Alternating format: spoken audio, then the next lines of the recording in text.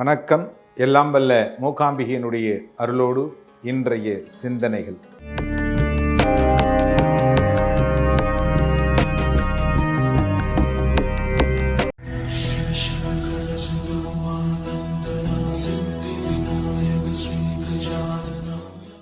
வேலூரிலிருந்து ராணிப்பேட்டை செல்லும் வழியில் திருவல்லம் அப்படின்னு ஒரு ஊர் இருக்கு.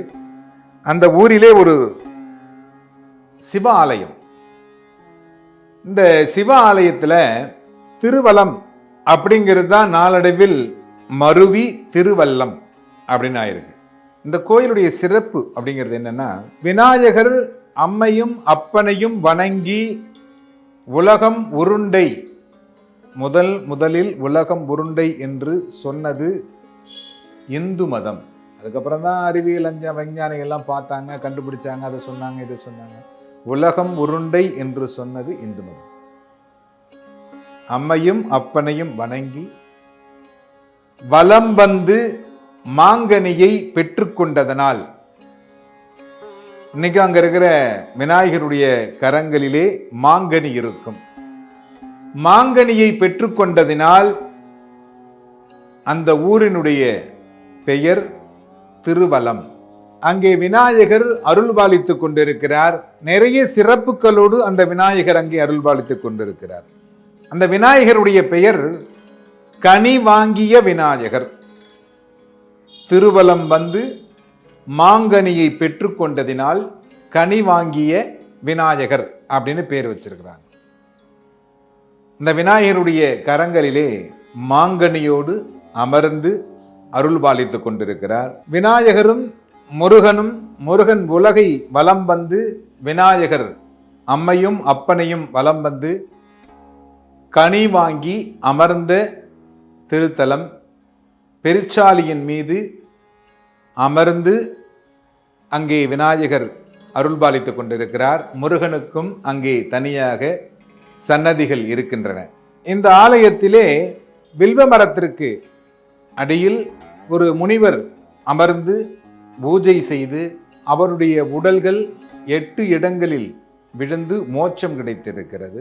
எதற்காக இந்த கோயில், ஏன் இதை இவ்வளவு பிரபலமா சொல்றோம் அப்படின்னா, அதற்கு ஒரு காரணம் இருக்கிறது. இப்ப பாத்தீங்கன்னா, திருமணமாகியவுடன் பிள்ளைகள்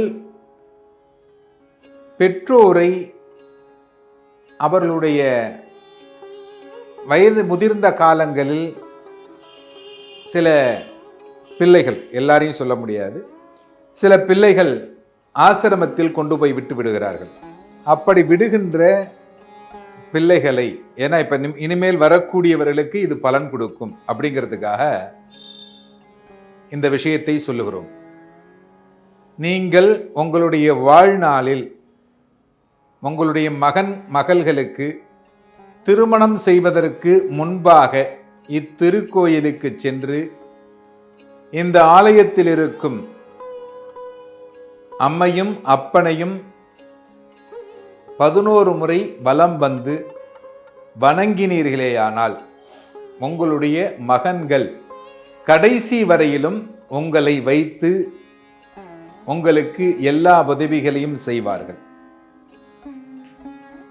ஏன்னா இன்னைக்கு பணம் இருந்தால் மட்டுமே அந்த பெற்றோரை பாதுகாக்கிறார்கள். பணம் இல்லை என்றால் கண்டிப்பாக அந்த பணம் என்கின்ற ஒரு பெரிய விஷயம் இவர்களிடத்திலிருந்து உங்களை பிரித்து விடுகிறது. அப்படி பிரியாமல் இருப்பதற்கு இத்திருக்கோயில், குடும்பமாக வாழ்வதற்கு இத்திருக்கோயில் மிக முக்கியமான ஒரு திருக்கோயில். குடும்ப பிரிவினை வரக்கூடியவர்கள் இந்த ஆலயத்திற்கு சென்று வேலூரிலிருந்து ராணிப்பேட்டை செல்லுகின்ற வழியில் 15 கிலோமீட்டர் தொலைவில் இருக்கிறது. இந்த ஆலயத்திற்கு திருவலம் என்று சொன்னாலும் தெரியும். இந்த ஆலயத்திற்கு சென்று அந்த அம்மையும் அப்பனையும் வழிபட வேண்டும். அந்த ஆலயத்திலே மழை வேண்டி பக்கத்திலே ஒரு பெரிய தண்ணீர் தொட்டி இருக்கிறது. அதிலே ஜலகண்டீஸ்வரர் இருக்கிறார். மழை வேண்டி தேவார பாடல்கள் பாடிய திருத்தலம். அப்படிப்பட்ட மிக உயர்வான ஒரு திருத்தலம். அந்த திருத்தலத்தை இந்த கார்த்திகை மாதங்களில் வழிபாடு செய்து எல்லோரும் இன்புற்றிருக்க சுவாமிநாத சுவாமியை பிரார்த்தனை செய்கிறோம்.